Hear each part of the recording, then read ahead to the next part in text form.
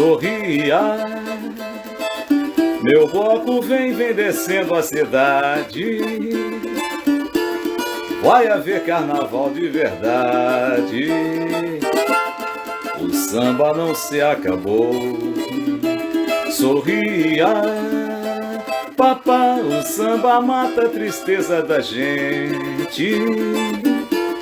Quero ver o meu povo contente, do jeito que o rei mandou. Bate lata, bate surdo, agogô e tamborim. Bate fundo no meu peito, um amor que não tem fim.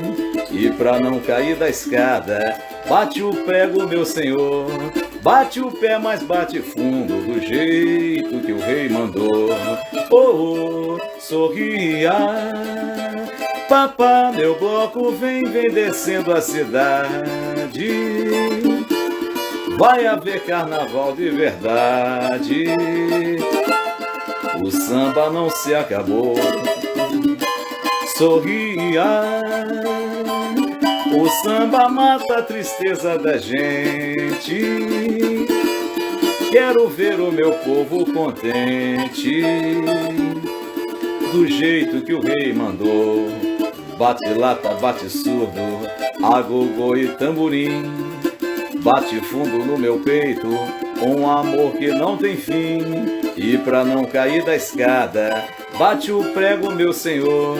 Bate o pé, mas bate tudo, do jeito que o rei mandou. Do jeito que o rei mandou, do jeito que o rei mandou, do jeito que o rei mandou, do jeito que o rei mandou, do jeito que o rei mandou, do jeito que o rei mandou, do jeito que o rei mandou, do jeito que o rei mandou.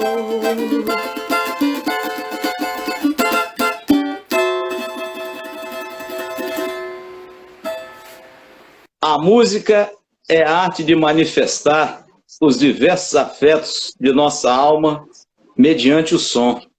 Está no ar, no Tom, um programa para quem gosta de música. E hoje eu tenho a satisfação, a honra de entrevistar essa figura lendária do samba brasileiro, do carnaval, grande compositor, cantor, José Inácio dos Santos, nascido em 1932, se Deus quiser, esse ano de 2022 vai fazer 90 aninhos, popularmente conhecido como Zé Catimba, nascido no município de Guarabira, estado do Paraná, foi muito cedo para o Rio de Janeiro e construiu essa linda trajetória na música. É uma satisfação muito grande estar aqui batendo esse papo com o senhor.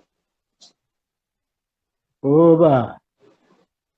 Obrigado aí, Rogerinho, pela oportunidade, né, da gente poder falar do trabalho, falar do samba, falar da música.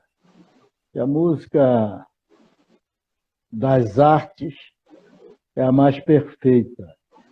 Ela não pega pó, não enferruja, não pega fogo e é eterna como a alma da gente. Então, a música, eu tenho certeza, é um pedaço de Deus. São 7 notas musicais que fazem são milagres e mais milagres por esse mundo aí. Quantos trilhões e trilhões de canções tem em cada país, né? Sem dúvida. E é muito importante isso, a gente poder ter o dom, né? E poder... a gente se comunica mais rápido através da música, né? Sem dúvida. Às vezes tem gente que nem conhece a gente, mas aí ouve uma música nossa, e aquela música lembra de um amor, lembra de um pai, de um filho, de um acontecimento. É muito importante isso, muito importante. Sem dúvida.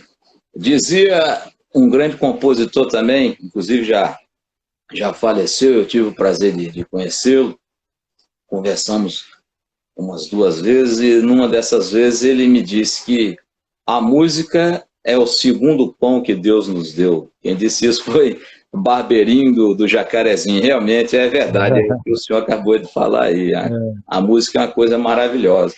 E interessante essa sua trajetória nessa arte do som, né, como nós podemos dizer, que essa ligação que o senhor tem com a Imperatriz Leopoldinense é uma verdadeira história de amor, né? Porque o senhor lá iniciou puxando corda, se tornou passista, foi mestre-sala, chegou à presidência da escola, se consagrou como compositor, vencendo 12 sambas de enredo na agremiação. Então, isso aí é uma história muito bonita. Eu gostaria que o senhor falasse um pouco sobre isso, principalmente no início, porque eu sei que quando o senhor saiu da Paraíba e foi para o Rio de Janeiro, o senhor morou, se eu não me engano, acho que perto do Estácio. Houve uma entrevista também que o senhor comentou que morou no Morro da Formiga, e, no entanto, a Imperatriz Leopoldinense fica na localidade de Ramos. Então, como é que o senhor, morando num outro bairro, teve assim essa ligação, participou, inclusive, da fundação da Imperatriz? Como é que foi esse início aí? Eu acho que é o destino, né? Acho que a gente tem já um destino já traçado. E eu saí de Cabedelo, aí da Paraíba, com 10 anos, e vim direto para onde eu moro hoje, que é Niterói. Nós fomos para o Largo da Batalha, uns amigos do meu pai, e ficamos algum tempo, não ficamos muito tempo, depois já fomos para o Morro da Formiga, do Morro da Formiga fomos para o Morro do Estácio. O Morro da Formiga fica em que localidade? E o Largo da Batalha? Ali o Largo da Batalha é Niterói. Niterói, E o Morro da Formiga é Tijuca, né? Tijuca. Para aquelas bandas. Depois Sim. São Carlos. Mais próximo ao centro, né? Morei um tempo. Ali bem ao lado onde tinha um presídio, Frei Caneca. E aí depois fomos para o Morro de Bom Sucesso. E ali eu descendo para pegar água, né? Eu, em contato com meu primeiro contato com samba, foi descendo o morro e as crianças batucando na lata e cantando, porque naquela época era uma época bem mais legal que agora em relação à mídia, porque eles tocavam tudo. Tocava samba, tocava rock, tocava frevo, tocava bolero, canções italianas, canções francesas, tocava tudo. E aí depois, o que eles chamam de evolução, que não é uma evolução, é modismo. A moda, aí a mídia determina um ritmo qualquer e eles colocam aquilo, aí só toca aquilo, é lambada. Lambada, é como se o Brasil fosse só aquilo. E o Brasil não é só o Brasil, são os Brasis. Ele é muito grande e cada estado tem a sua própria maneira de se comunicar através da música, da fala, do jeito. E é riquíssimo isso, né? E além de ser um Brasil miscigenado. Nós temos uma mistura, né? Nós somos misturados. E aí cada estado tem a sua cultura, tem a sua beleza de fala, de sotaque. E é tão bonito isso, é tão maravilhoso a gente respeitar isso, porque são as diferenças. Viva as diferenças.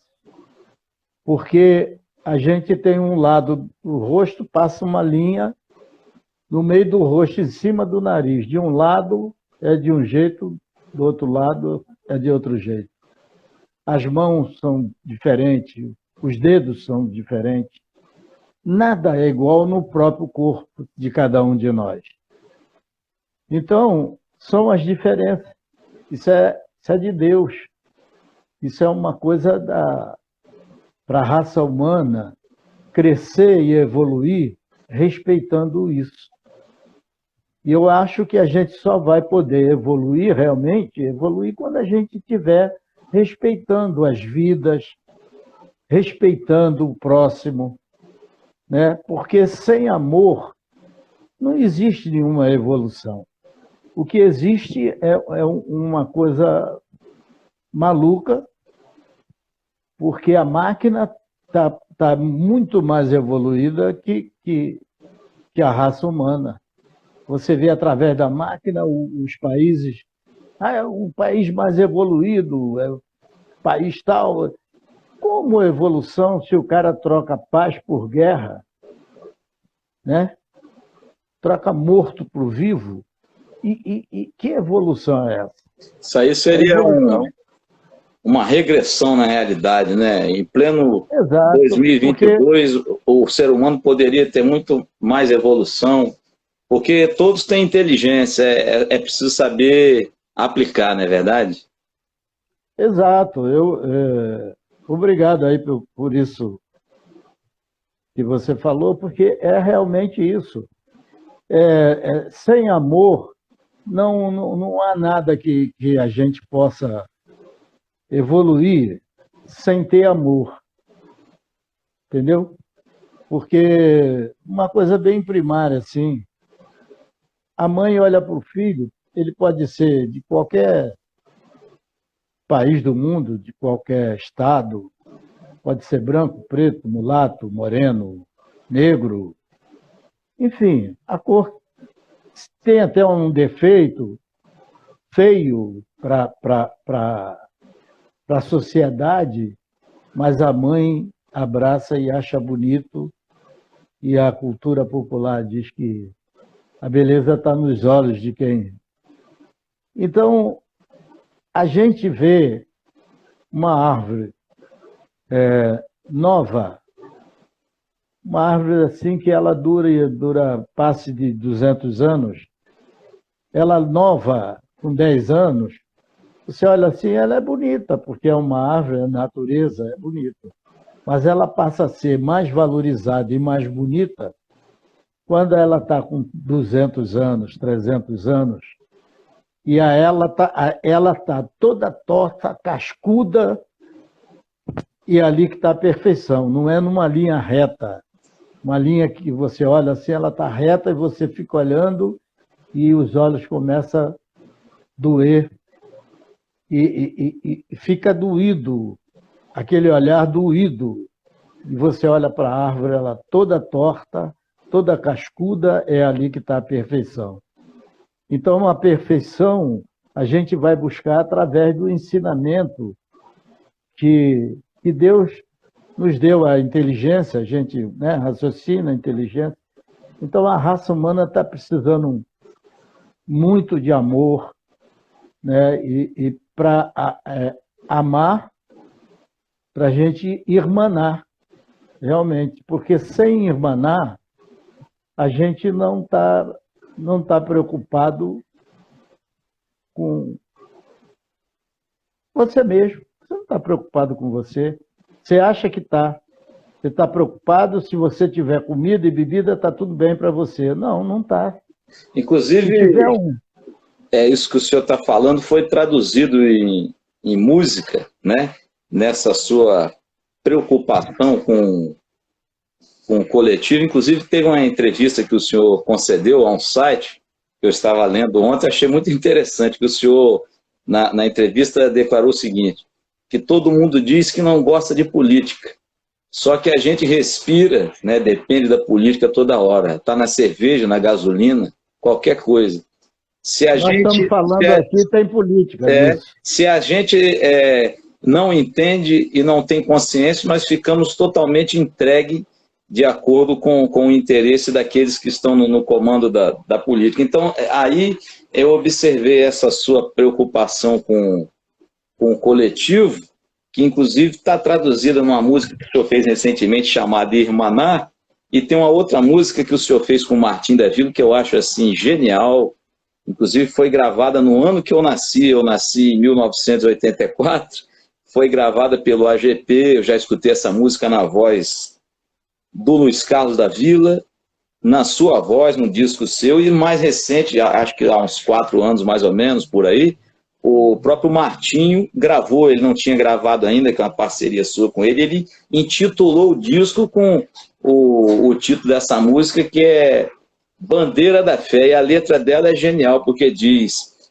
vamos levantar a bandeira da fé, não esmoreçam e fique de pé, para mostrar que há força no amor. Vamos nos unir, que eu sei que há jeito, e mostrar que nós temos direito, pelo menos a compreensão. Se não um dia, por qualquer pretexto, nos botam cabresto e nos dão ração, essa é genial. Se não um dia, por qualquer pretexto, nos botam cabresto e nos dão ração, para lutar pelos nossos direitos, temos que organizar um mutirão e abrir o nosso peito contra a lei do circo e pão. E ao mesmo tempo cantar, sambar, amar, curtir. Só assim tem validade, minha gente, esse nosso existir. Genial, né? Isso é uma preocupação com todos. Sensacional. O primeiro a gravar foi o Luiz Carlos da Vila. Essa música foi censurada muitos anos.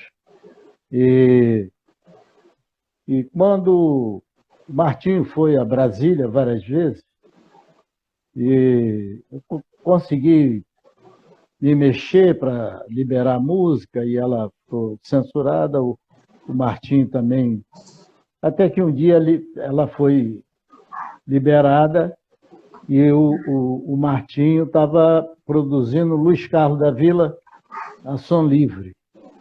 E aí gravou, Luiz Carlos gravou, foi o primeiro a gravar, depois o AGP, aí depois tiveram outras regravações, eu regravei, e o Martinho agora tem, acho que 3 anos, regravou, deu o nome que fez uma circulada aí pelo mundo, Bandeira da Fé. Então, o que a gente precisa é ter consciência. E o que é melhor para o coletivo, né? O que é melhor para o coletivo é que é legal, cara. Porque não adianta a gente ficar brigando, irmão com irmão, se a gente não tem a consciência, a gente não tem o poder, nem não tem direito à composição, a compor alguma coisa, porque você não tem a consciência, eu não quero saber de política, eu não quero, mas a gente precisa saber, né? Porque a gente precisa ter a consciência e amar para a gente irmanar, porque como é que você vai ser feliz? Você tem muito dinheiro, você tem fazendas, empresas, mas se você vê uma multidão de gente, de criança morrendo, é uma coisa que eu não suporto isso, me dói demais. É um país como o Brasil, tão grande, com tantas terras, mas é muita terra aqui. E com esses milhões e milhões de habitantes, gente querendo trabalhar, e a gente ter fome, né?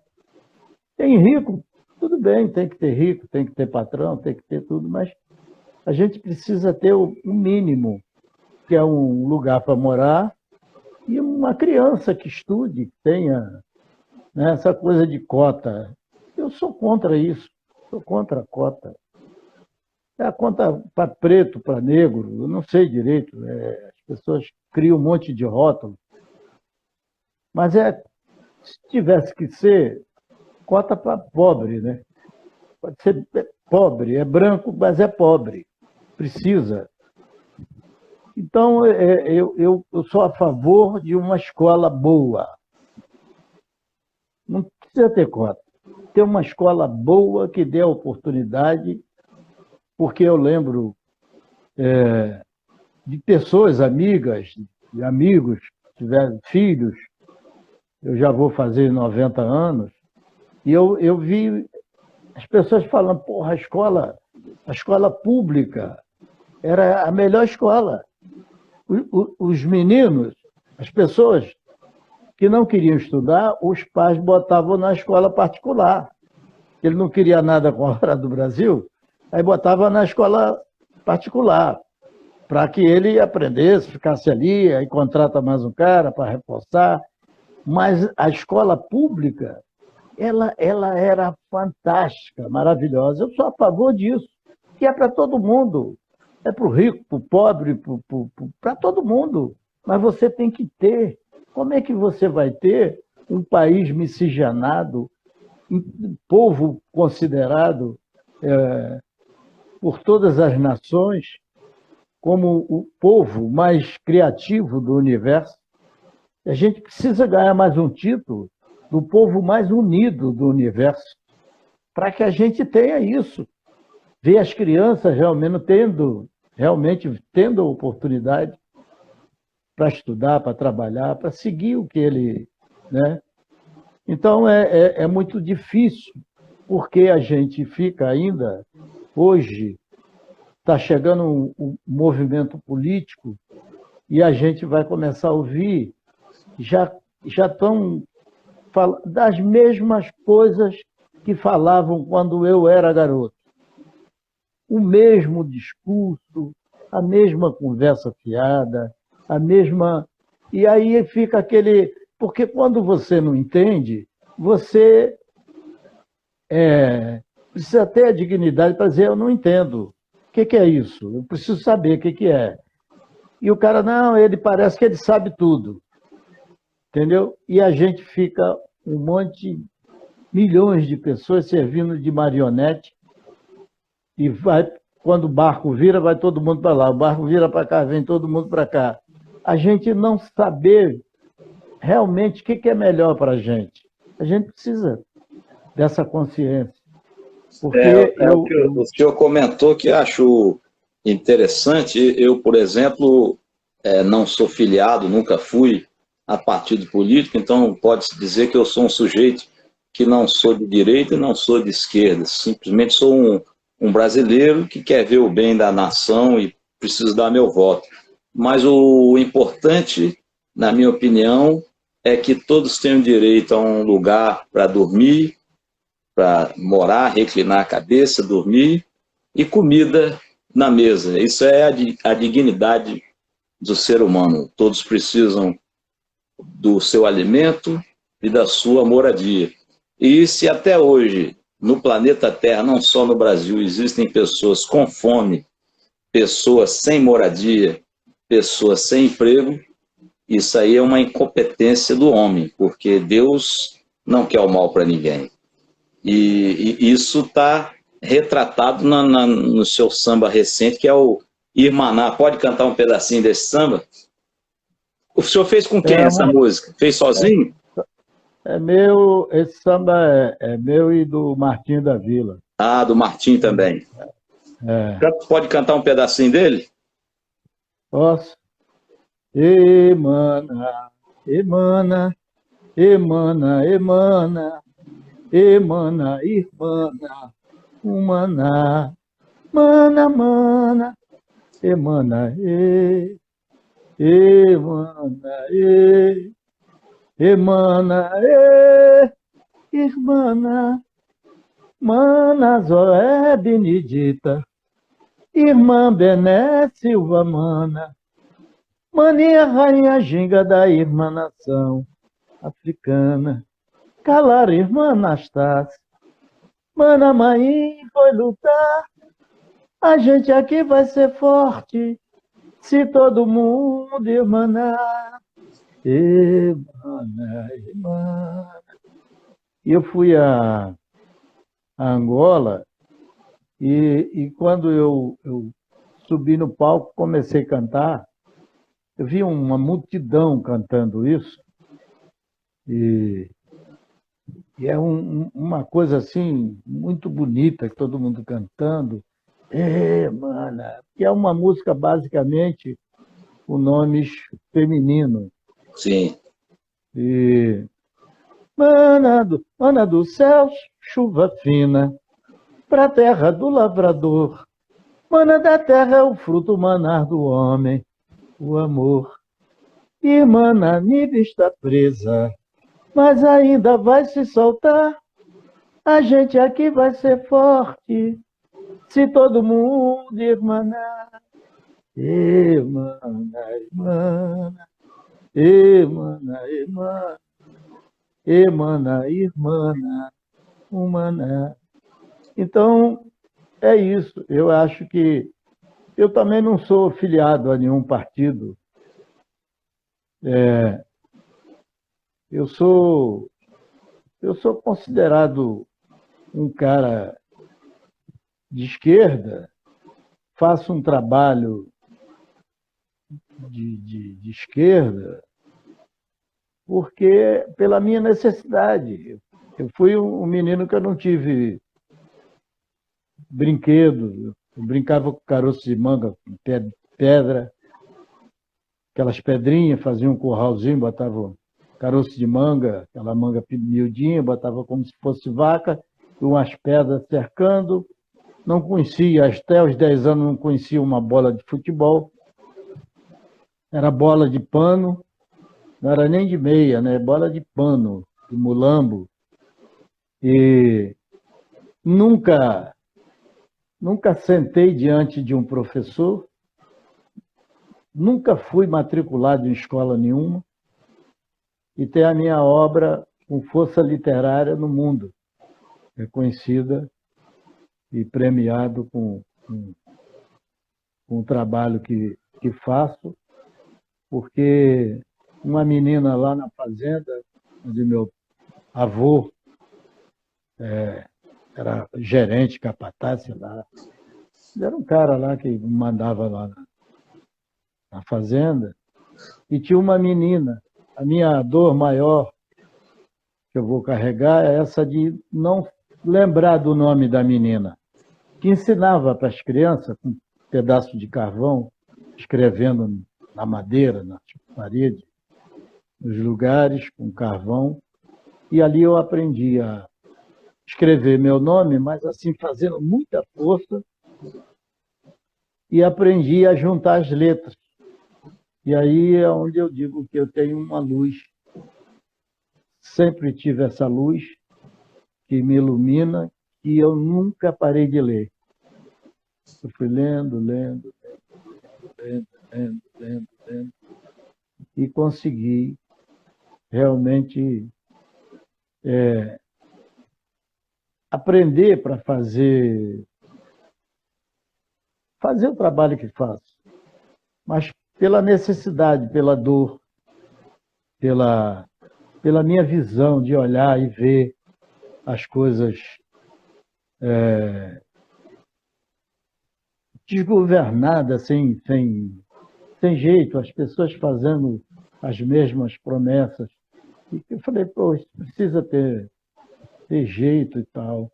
Inclusive, essa moça que o senhor mencionou, antes do senhor navegar até o Rio de Janeiro, foi essa moça que escreveu num papel: olha, José, essa aqui é como se fosse a série onde você parou de estudar, porque você já está num...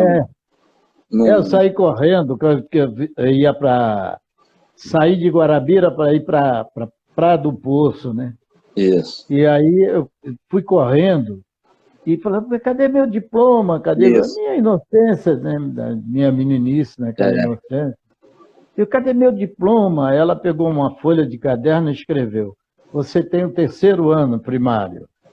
Ela que tinha o terceiro ano primário, que ensinava para as crianças. E, você vê o quanto é preciso você estar aberto para aprender.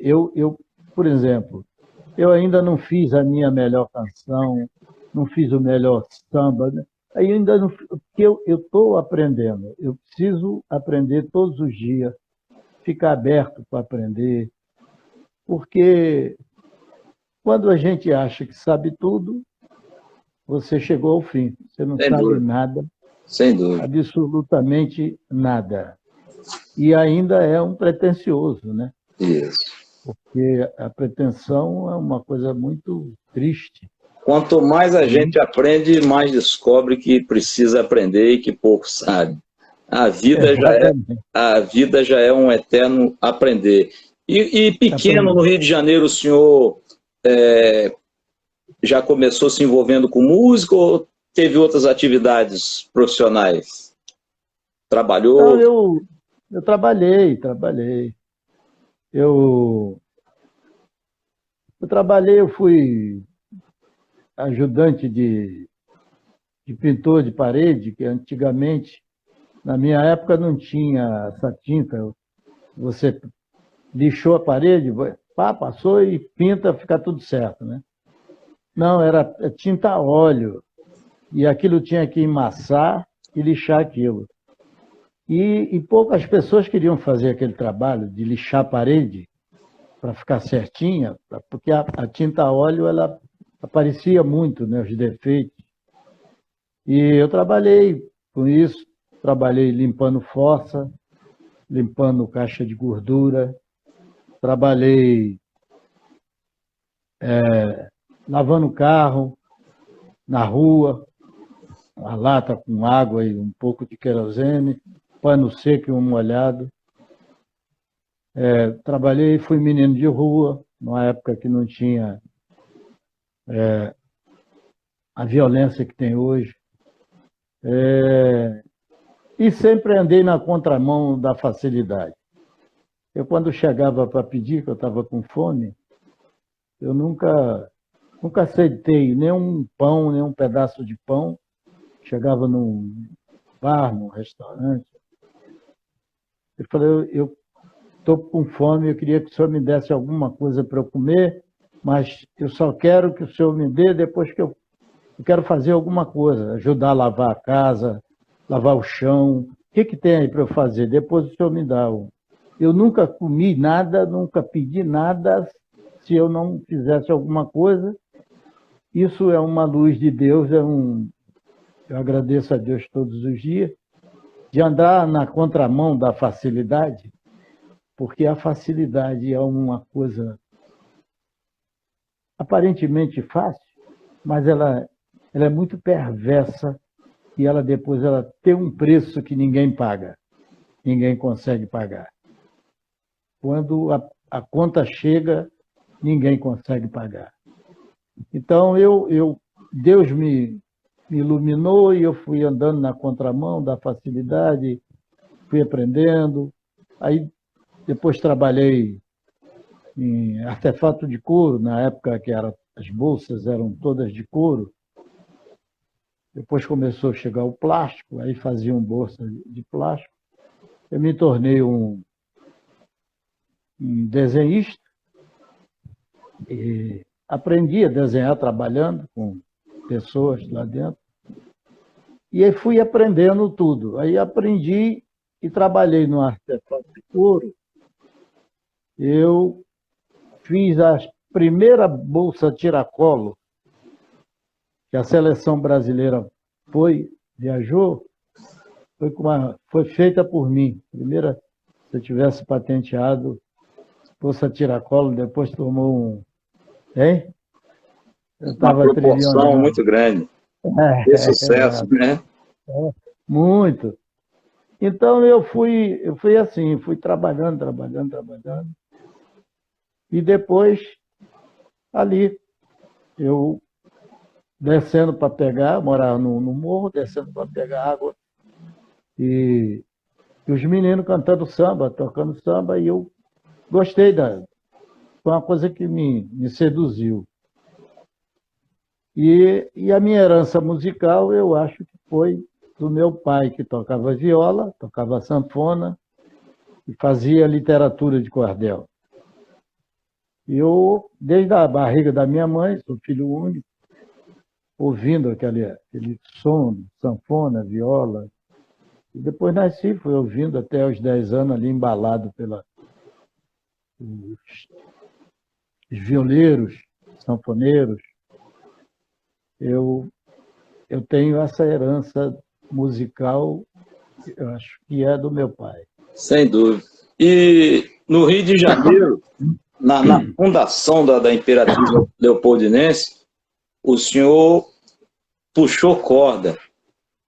Hoje, a garotada não tem assim, uma noção do que era essa função de puxar corda no desfile das escolas de samba. O senhor pode falar um pouco sobre isso?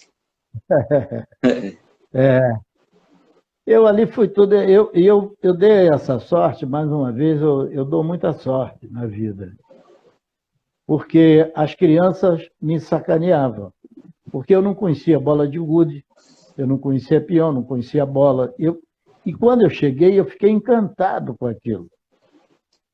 Eu via as crianças brincando e eu queria brincar, só que eles começavam a rir, eu achava que estavam me roubando.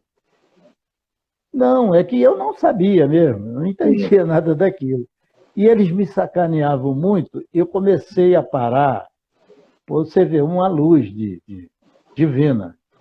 Eu não tinha nenhuma estrutura para ser uma criança, né? Tive que trabalhar, meus pais morreram cedo, filho único, fiquei sozinho, então eu precisava trabalhar, precisava gerar como é que eu ia comer, né? E eu comecei a parar sempre com as pessoas mais velhas, porque eu aprendia mais, falava menos, ou quase não falava, ouvia mais e aprendia mais. E ninguém me sacaneava. E as pessoas foram gostando de mim. Uma outra coisa que eu também dou muita sorte. Eu tenho muita facilidade, das pessoas gostam muito de mim. E ali aquelas pessoas, e aí eu estava no lugar certo, na hora certa, quando foi fundada a Imperatriz, né? E ali, quando eu tinha o mesmo direito que qualquer um outro fundador, mas na época, tudo que não prestava era Paraíba. Está mal vestida Paraíba, falou errado é Paraíba, deixou cair o negócio, caiu, isso é coisa de Paraíba. E eu comecei a lavar o banheiro da escola. Quem é que ia limpar os banheiros? Não tinha dinheiro para pagar, uma escola miudinha, era o Paraíba. E aí couro, não tinha esse plástico, esse nylon, né? Era tudo couro. Então, botava dentro de um barril enorme, num latão daqueles 12 e 200 litros, aquele couro ali, e ficava ali, que ninguém queria meter a mão naquilo. Aí amolecia o couro, já no ponto de encorar as peças. Mas ninguém queria. Então, já estava dando bicho, aquilo fedendo. Quem é que ia fazer aquilo? O Paraíba. Aí eu fui metendo a mão naquilo ali. Quer dizer, o que era muito ruim, muito sacrificante, era desagradável, mas teve a parte boa, divina, maravilhosa, que eu aprendi a encorar as peças, aprendi a afinar, aprendi a tocar e fui crescendo, entendeu? Eu nunca quis ficar parado numa coisa. Eu sempre procurei uma situação melhor para mim eu procurava ver a referência. Quem é a referência? Eu tive muitas referências na minha época, que aquilo que eu te falei, né? Tinha uma boa escola, né? A escola pública era muito boa, as pessoas aprendiam realmente. Hoje, não, naquela época não era assim, mas ler era bastante, né? E a referência, o que era? Era aqueles monstros sagrados que chamam de MPB. Eu acho que samba, não existe nada mais MPB do que samba, né? Sem dúvida. E aí, mas MPB, o que era? Aqueles caras, monstros sagrados, aquelas referências, aqueles caras, do lado de cá, Silas de Oliveira e outros. E eu ia pelo aquele caminho, não imitando, porque jamais eu vou ser um Silas de Oliveira. Quando eu fiz um samba, que ele começaram a dizer, porra, esse samba é maravilhoso, porra, tá surgindo um novo Silas. Falei, opa, não é minha praia isso aí. Não é esse caminho, eu não vou ser Silas, nem ninguém vai ser Zé Catimba e eu não vou ser uma outra pessoa. Cada um de nós somos únicos, né? Então, eu fui procurando o meu caminho ali, pelas minhas referências, lendo. Tanto é que quando tive a oportunidade, o Departamento Cultural da Imperatriz Leopoldinense, que fez 4 enredos sobre a Semana Modernista, eu estava lá. Eu estava preparado e sem estar envolvido com esses monstros sagrados que estavam fazendo aquele movimento em São Paulo. Foi Brasil e França, né? Esse movimento. Faz 100 anos agora e eu faço 90, em 22, né? Então, eu fiz o samba enredo com 18 linhas para chamar atenção para mim e para a minha escola, que eu não era o Silas, mas acompanhar uma coisa que estava sendo feita, que era a Semana da Arte Moderna. Aliás, esse samba, se eu não me engano, foi em 1972, baseado numa obra histórica que é o Martim Sererê. E o Silas foi considerado o autor do maior samba de enredo de todos os tempos pela crítica, que é o Aquarela Brasileira, né, do Império Serrano, da década de 1964. Vejam essa maravilha.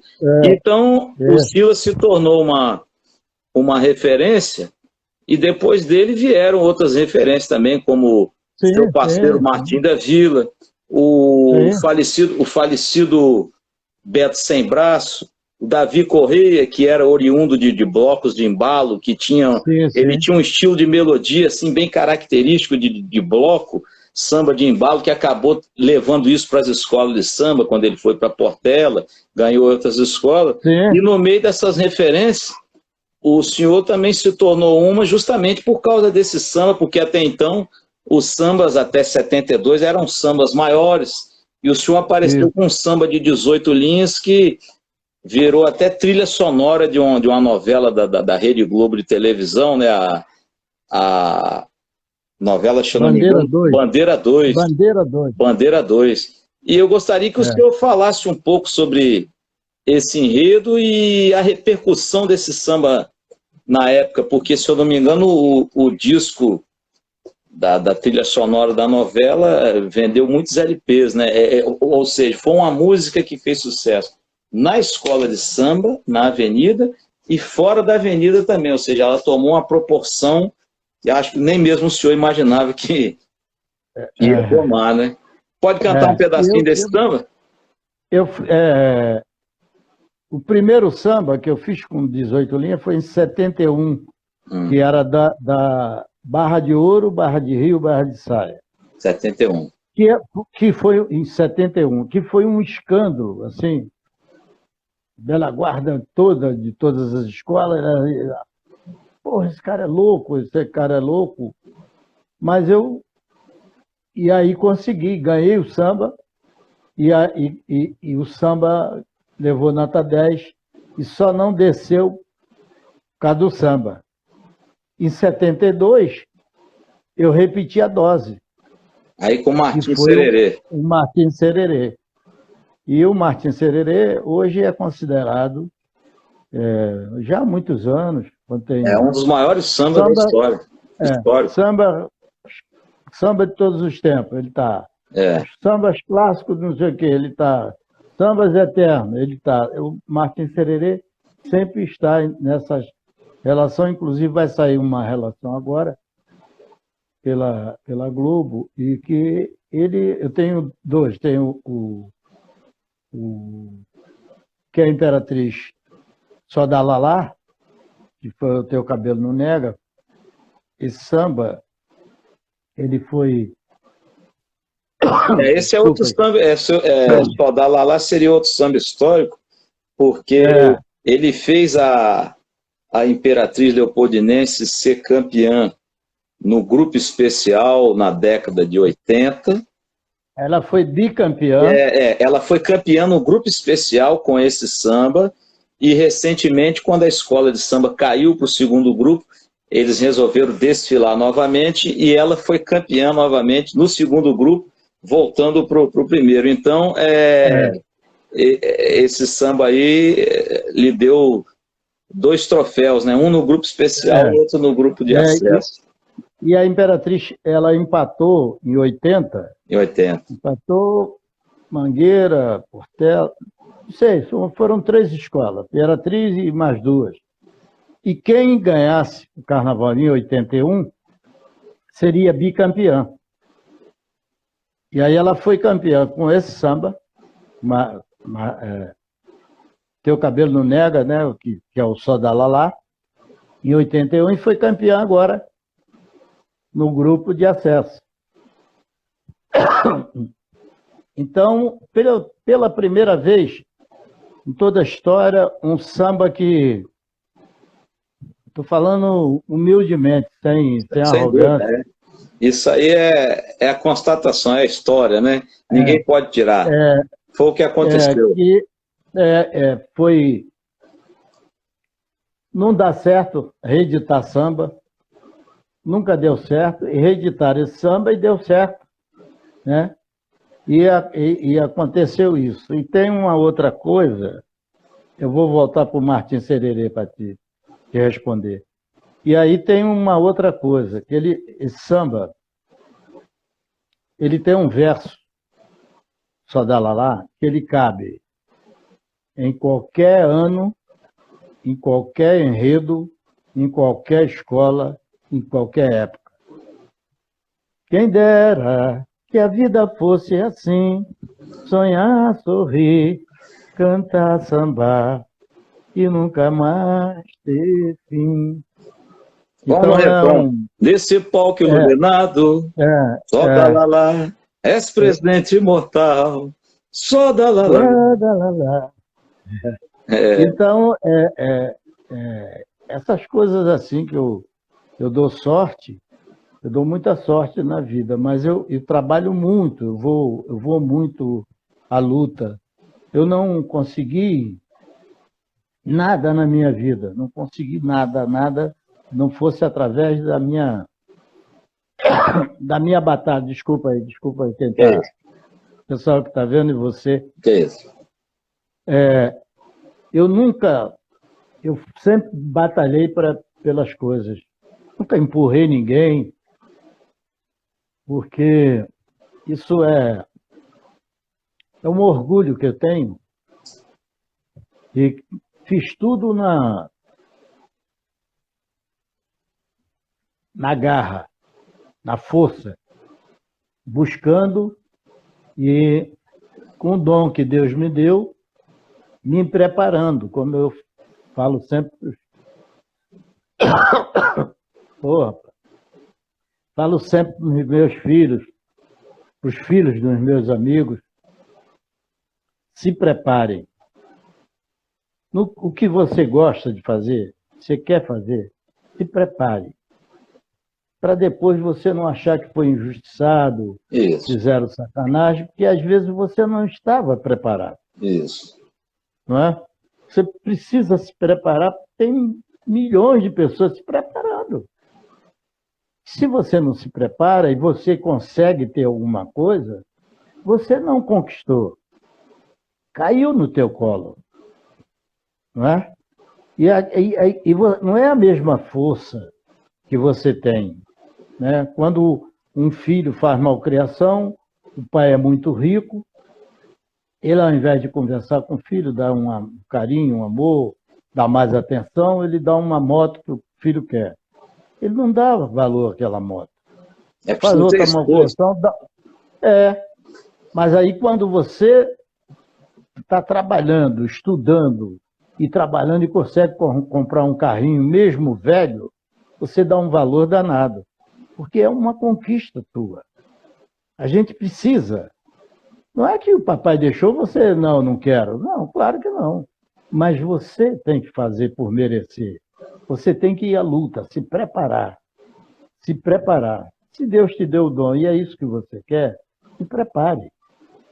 E sem preparo, já é difícil você com preparo. Sem preparo, aí fica impossível. E A não ser que entre pela janela. as pessoas que acompanham a música, que vão para os shows, os bares, as festas e tomam uma cervejinha ou simplesmente não bebem, gostam de ouvir a música, elas às vezes não têm noção da preparação que um compositor precisa ter para fazer uma música que agrade, porque compor já é uma dádiva de Deus. Não são todas as pessoas que conseguem elaborar uma música. Fazer uma música é algo muito difícil.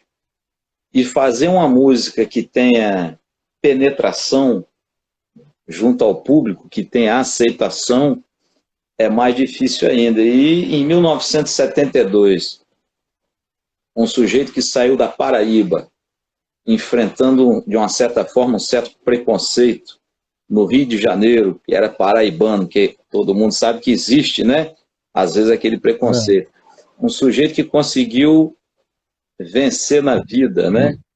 Recebendo diversas homenagens aí, como o senhor recebeu, honrarias em Niterói, no Rio de Janeiro, foi cidadão do samba, foi homenageado inclusive na sua terra natal, lá na Paraíba, ganhou o título de doutor honoris causa na Paraíba, um título que é oferecido através de universidades, um sujeito que veio da humildade, né, de um berço humilde, conseguir vencer através da arte, merece aplauso. Aí eu fico imaginando, a sociedade brasileira mudou muito, mas em 72, um paraibano conseguir fazer um samba com 18 linhas, e esse samba aí para uma trilha sonora de novela, eu acho que o senhor, talvez nem o senhor tenha noção do que isso representa. Acho que deve passar um filme na sua cabeça até hoje quando escuta esse samba, né? Eu tenho, porque foi um desafio na época, né? Fazer esse samba, né? Mas eu já tinha feito em 71, foi uma confirmação do que tinha. Falei, porra, picharam, mas deu certo. Né? E aí, em 72,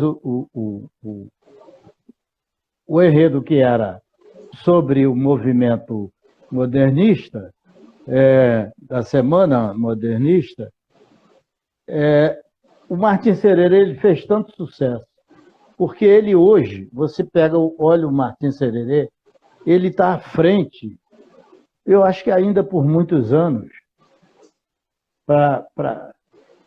porque é uma coisa de muita coragem, e eu estava preparado para fazer, mas uma coisa de muita coragem para você.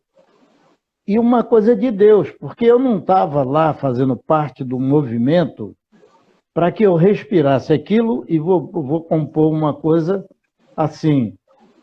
Então, é um samba que é ele está um passo à frente.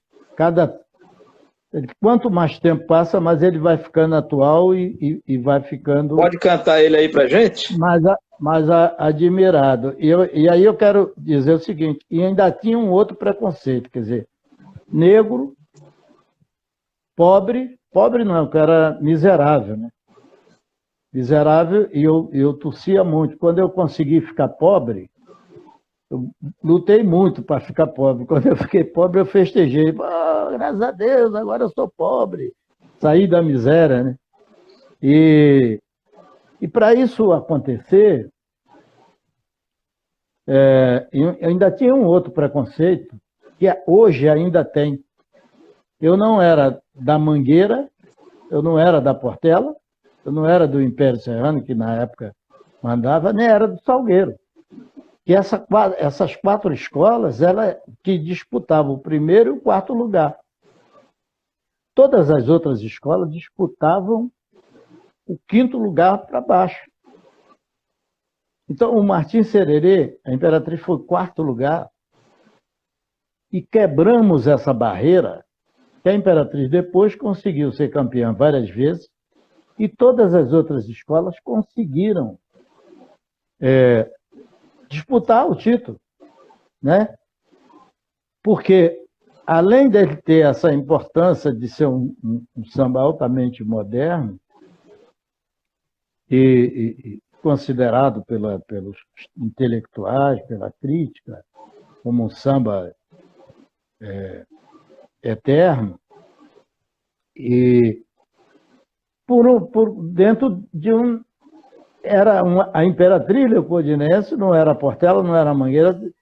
Para eu ganhar o título, como eu ganhei o título de cidadão samba, eu tive 30 mil pontos na época, que estava Neguinho da Beija-Flor, estava Martinho, estava o Monarco, meu compadre Monarco, querido Monarco.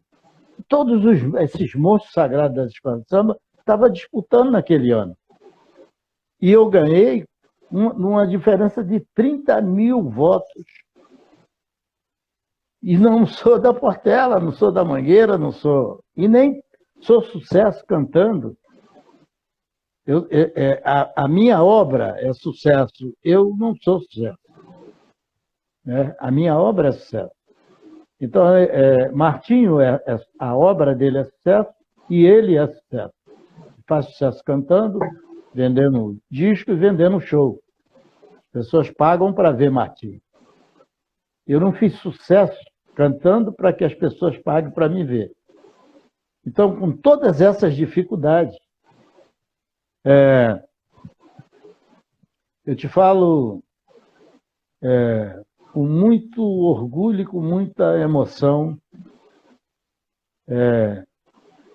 o agradecimento que eu tenho ao mundo do samba, a Deus e à minha Imperatriz, a família Imperatriz e a família Drummond.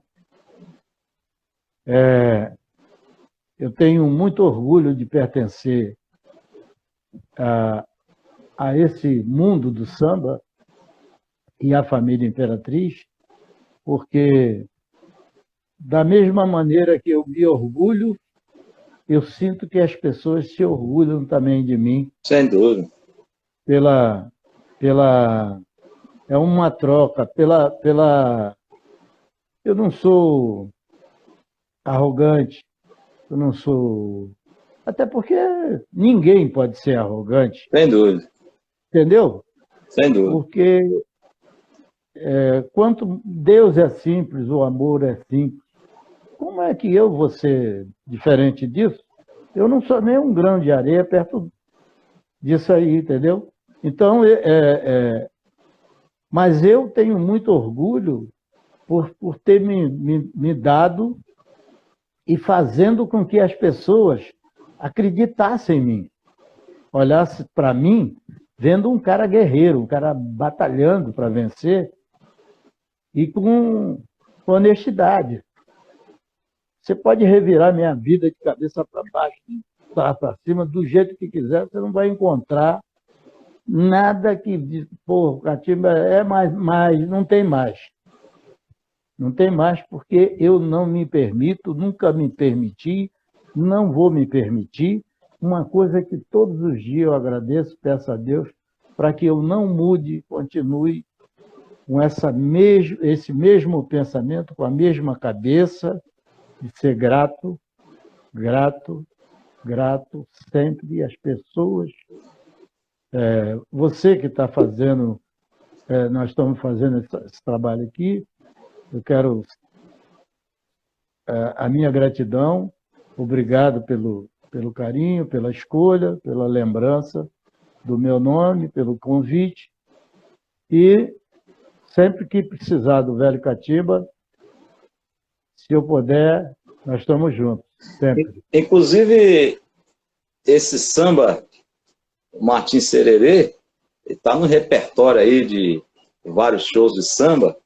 Eu vou cantar um pedacinho aqui, gostaria que o senhor cantasse também.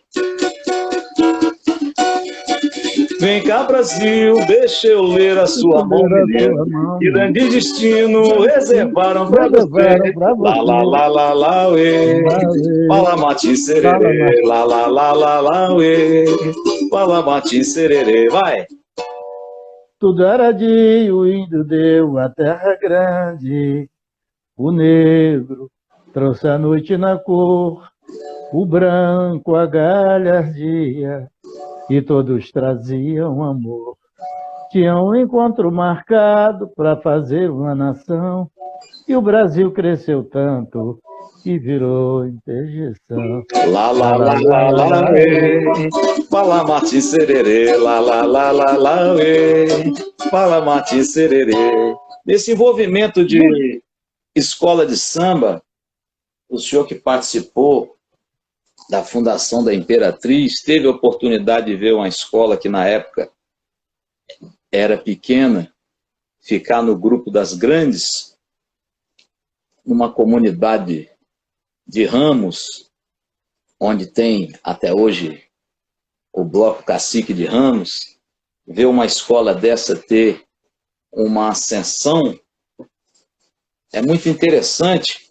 E naquela época as pessoas elas tinham assim, um certo apego ao que tinha dentro de uma comunidade, porque até o termo escola de samba, ele estava bem ligado a uma determinada localidade, a um bairro, por exemplo. Madureira, Oswaldo Cruz tem Portela, tem Império. Ramos tem Imperatriz. Mas com a popularização dos desfiles das escolas de samba, pessoas de outras localidades passaram a se misturar em outras escolas. Então, hoje é muito difícil você ver uma escola de samba inteira de uma localidade apenas. Hoje o que a gente tem na Avenida são entidades carnavalescas com pessoas de lugares diversos. Vem até pessoas de outros países desfilar, por exemplo, na Imperatriz, na Beija-Flor, no Salgueiro. De uma certa forma, isso é bom, né, para a popularização do carnaval, mas o Candeia, na década de 1970, o senhor certamente foi amigo dele, teve a oportunidade de conhecê-lo, junto a outro mestre do samba, que eu tive o prazer, inclusive, de tocar e cantar com ele aqui na minha terra, o Wilson Moreira, dentre outros sambistas. Eles fundaram uma escola chamada Grêmio Recreativo de Arte Negra Escola de Samba Quilombo, porque eles já estavam observando que o samba, naquela época, na década de 70, havia se tornado comercializado e as escolas meio que estavam fugindo da sua originalidade, né, dos valores originais do samba. E me parece que essa escola desfilou sem ser filiada a ligas e não participou de nenhum desfile competitivo. Era para valorização das nossas raízes. O senhor teve algum envolvimento com o Quilombo? Eu fui lá muitas vezes. Eu não tive envolvimento como fundação, fui diretor, não. Eu ia lá porque eu era amigo, só até hoje, dos que estão vivos. Eu sempre fui amigo de todos, e o Candeia, inclusive. Mas eu fui lá muitas vezes cantar, participar, e que era um grande movimento, uma grande sacada, porque é o seguinte, a evolução, não tem como você travar isso, Sem dúvida. e se faz necessário mesmo, né? É. Aí você tem, eu quero dar os parabéns a todos os carnavalescos que, que fazem aquelas alegorias fantásticas, maravilhosas, bonitas, lindas, as fantasias maravilhosas. Eu só não bato palma, mas eu acho que isso a gente está chegando um momento que também é necessário esse papo, esse diálogo. O samba é a galinha dos ovos de ouro. É aí quando, já há muitos anos, o samba passou a dar dinheiro, então uma disputa de samba de enredo, você gasta 100 mil, 150 mil, às vezes 200 mil, para disputar um samba enredo. O cara que é sambista mesmo, e que tem o dom, ele não tem como, ele não tem dinheiro para isso. Ele não tem dinheiro para isso. Nem ele vendendo o barraco, vendendo a casa dele, ele vai ter condições de disputar. É uma coisa que ele pode vender a casa e disputar, como já aconteceu, e ele ficar com dívida e sem ter onde morar. É que não há necessidade de arte, o sambista. Por exemplo, o carnavalesco, ele, com aquela toda a sabedoria dele, ele faz aquilo, aquelas alegorias fantásticas, aquelas fantasias, tudo lindo demais, muito lindo. Mas o sambista, ele pode. Aí o carnavalesco sem dinheiro, ele não. Você pega o melhor carnavalesco do Rio de Janeiro ou de São Paulo, de onde for, melhor carnavalesco, você vai fazer o carnaval da minha escola. Tem dinheiro? Não. Ele não vai fazer um bom carnaval. Ele deixa de ser um bom carnavalesco? Não. Mas ele precisa de dinheiro. O compositor, ele pode estar desempregado, uma família doente, passando necessidade. Ele é capaz, com a força divina, com o dom que Deus deu, ele é capaz de fazer o melhor samba da vida dele, o melhor samba da vida da escola, e ele não depende de dinheiro para fazer isso. A gente poderia chegar, eu vou sugerir para que a gente consiga conversar, os carnavalescos, os compositores mesmo, para que a gente chegue num lugar, porque quando a música contagia, às vezes já levou alguns anos, há quantos anos tem que não tem um samba? Às vezes só um refrão. Explode coração, não, mas aí acabou, não tem mais. Entendeu? Você pode ter um samba, 10 samba, 14, quantas escolas tiverem, com um grande sucesso, no mínimo, 6 sucessos. Se você escolher, a comunidade escolher o seu samba mesmo, porque ele gosta, quer cantar, ele não precisa ninguém estar, canta. Você vai no lugar, não precisa ninguém estar mandando você cantar. Uma chibata, canta, não é isso. Música não é isso. Alegria não é isso. Então, quando você tira a dignidade e a alegria do ser humano, não sobra nada. Não sobra absolutamente nada.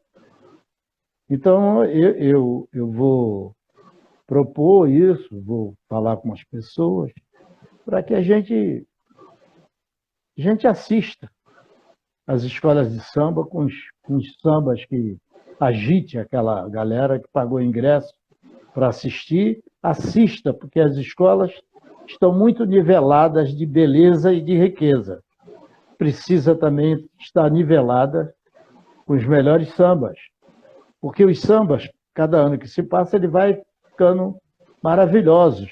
As letras são maravilhosas, os textos, mas a música ficam muito parecidas. E você, quando acaba o desfile, acabou o samba.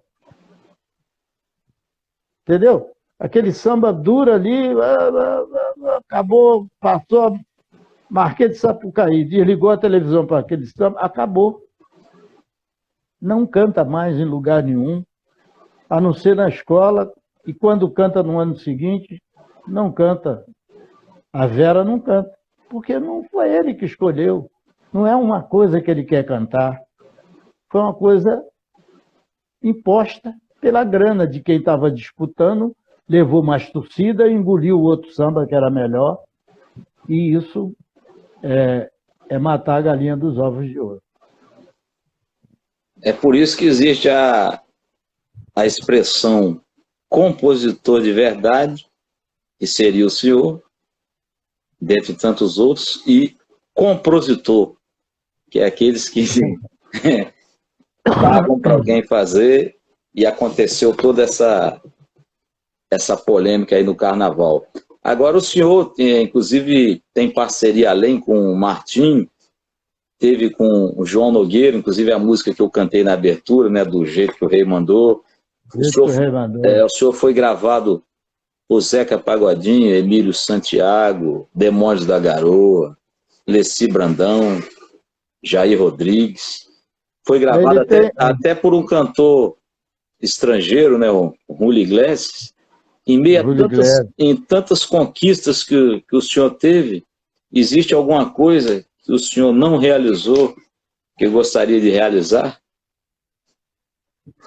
Eu estou sempre buscando aprender mais para produzir melhor de uma maneira que eu quero me formar em aprendiz. Mas a única coisa que falta, que eu gostaria de ver, era aquela coisa da consciência nossa, porque você não tem noção de quantos compositores fizeram sucesso, fazem sucesso, e não recebe o ECAD, não paga o que esses compositores merecem. Né? Então, isso é uma coisa que a gente precisa, tem direitos humanos, não sei o quê, e bababá, bababá, mas esse trabalho nosso, o trabalho do compositor, é um trabalho escravo. Você trabalha e não recebe. Você trabalha e não recebe. Você vai ver gente que fez sucesso, fazendo sucesso, aí quando você vai ver ele está doente, não tem um plano de saúde, aí tem que juntar amigos para fazer roda de samba, para comprar remédio, mas isso não é o bastante. Se fosse uma coisa assim de irmanar, tudo bem, mas é uma coisa que a pessoa se sente menor, o cara já está doente, ainda está dependendo de para colocar uma fralda, tomar um remédio. A saúde, como está, né, no Brasil todo, a saúde que dá uma tristeza muito grande. Então, o cara não produziu, mas o cara produziu. Como é que a gente teria isso? Com a consciência, né? De a gente poder fazer valer nossos direitos. Porque um país como o Brasil, que tem uma Constituição que tem que ser respeitada, não é? Tem as pessoas que julgam, Aí essas pessoas que julgam dizem assim, nós precisamos mudar isso. Isso já no Supremo falando isso. Isso. Nós precisamos mudar, existe 2 julgamentos, um para pobre e um para rico. Pô, como? O cara que está julgando, e aí, não, aí depende de quem interpretar, não, tá bom, tudo bem.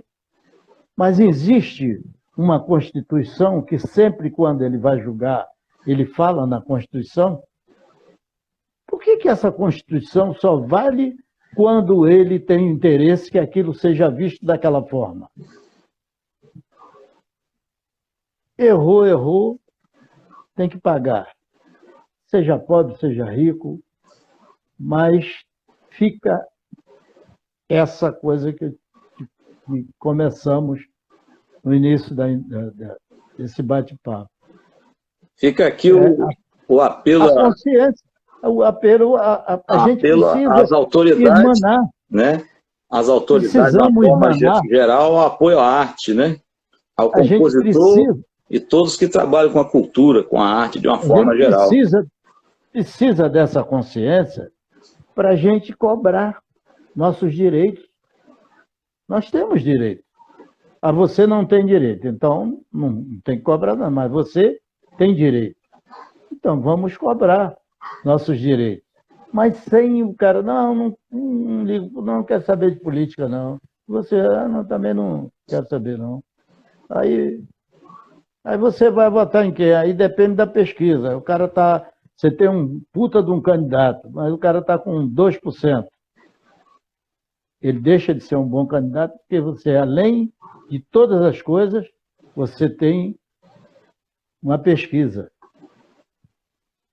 Que o cara não quer perder o voto, e aí ele vota em quem está bem na pesquisa. A gente precisa estar bem com a consciência para a gente irmanar, existir amor nas nossas cabeças, para que a gente faça valer nossos direitos. Entendeu? E eu quero aproveitar e deixar um abraço para o nosso amigo, meu parceiro, Mirandinha. Nosso amigo, você é amigo de Mirandinha. Grande Mirandinha, grande poeta de João Pessoa. Né? Se eu não me engano, ele é do interior de São Paulo, mas mora em João Pessoa. Inclusive, mandei uma letra para ele, para fazermos aí uma parceria. Ele ficou de mandar para o senhor, para a gente terminar um samba. Vai ser uma honra muito grande. Alô, Mirandinha, muito obrigado por essa oportunidade. Ele que fez essa intermediação para que esse bate-papo pudesse acontecer. Eu quero fazer um agradecimento a ele e a todos os sambistas que acompanham o nosso programa No Tom. No Tom, um programa para quem gosta de música, e hoje eu tive o prazer de entrevistar essa figura lendária do samba brasileiro, Zé Catimba. Mas antes de terminar, eu gostaria que o senhor cantasse uma música de sua escolha, uma música que o senhor fez, ou uma música que o senhor gostaria de ter feito, alguma música que lhe marcou. Fique à vontade.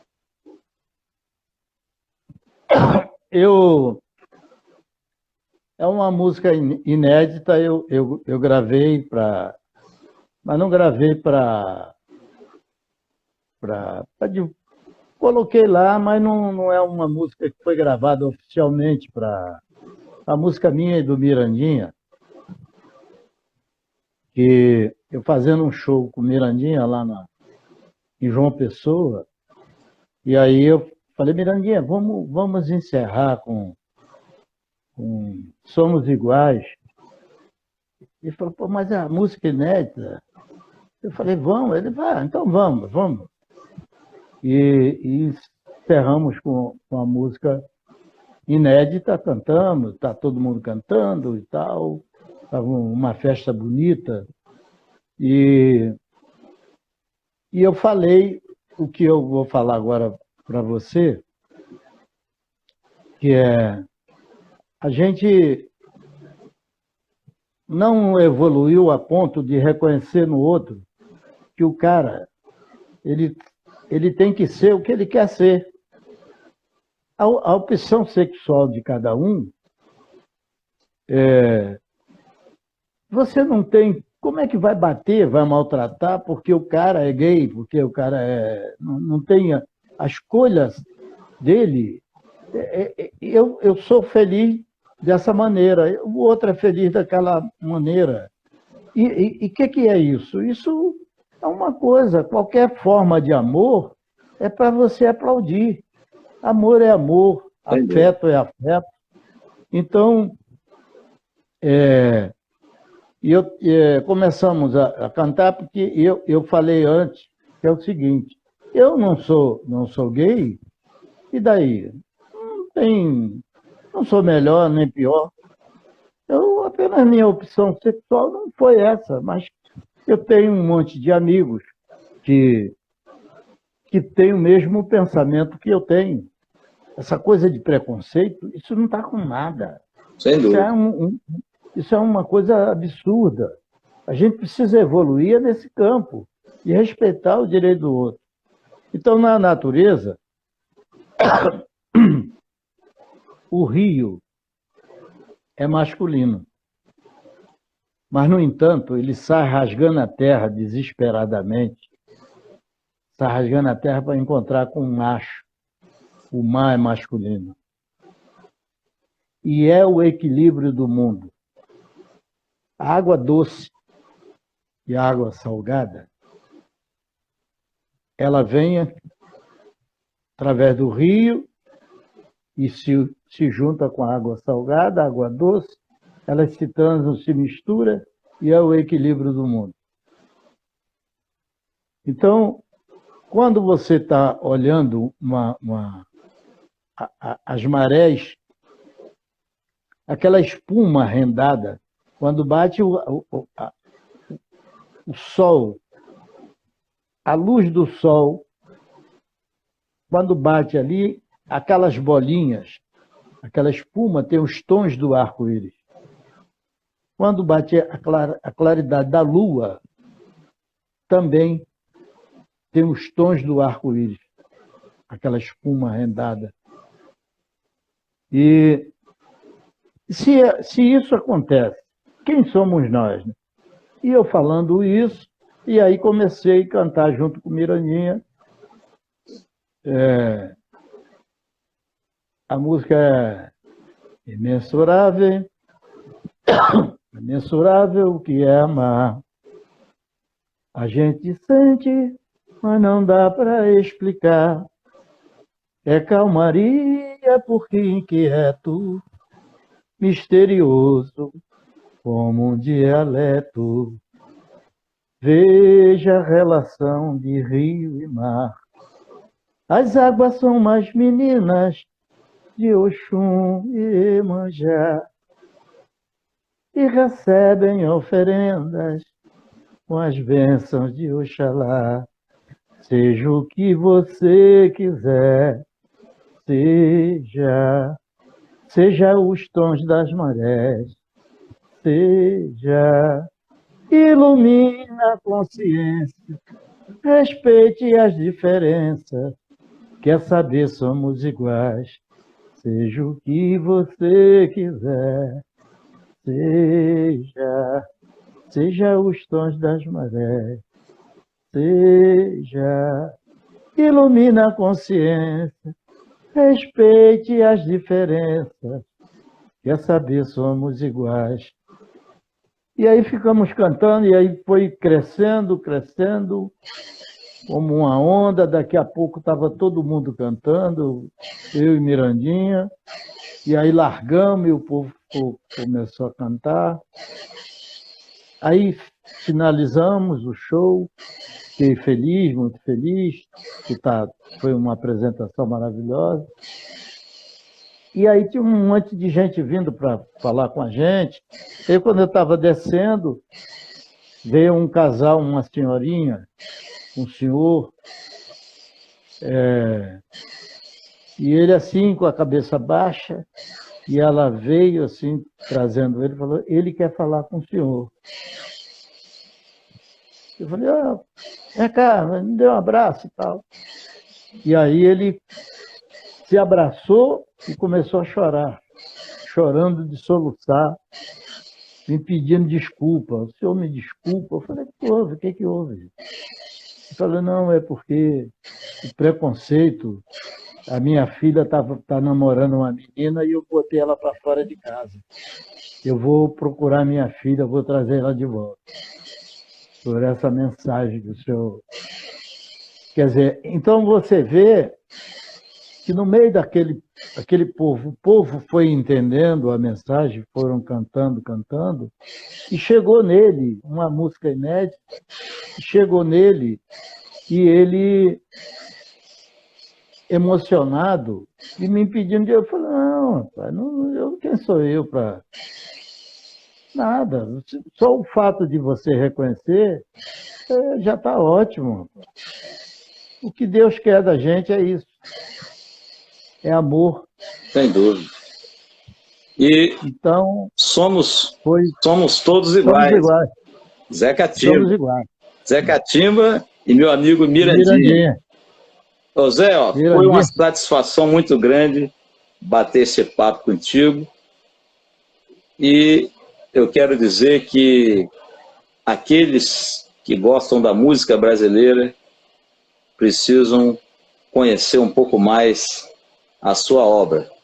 Eu conheço alguma coisinha da sua obra e cada vez que eu paro para analisar, eu fico assim mais encantado ainda, porque a nossa música brasileira tem muitas riquezas e Zé Catimba faz parte desse time. Então que Deus continue lhe abençoando e que você continue produzindo muita coisa bonita aí, não só para o Brasil, para a Imperatriz, para o mundo do samba. Um forte abraço, meu irmão. Mirandinha vai sair na Imperatriz, hein? Isso aí. Na área de compositor. Compositor. Muito bom. Pessoal, esse é o programa No Tom. Até a próxima, se Deus quiser. Se Deus quiser. Obrigado, querido. Valeu.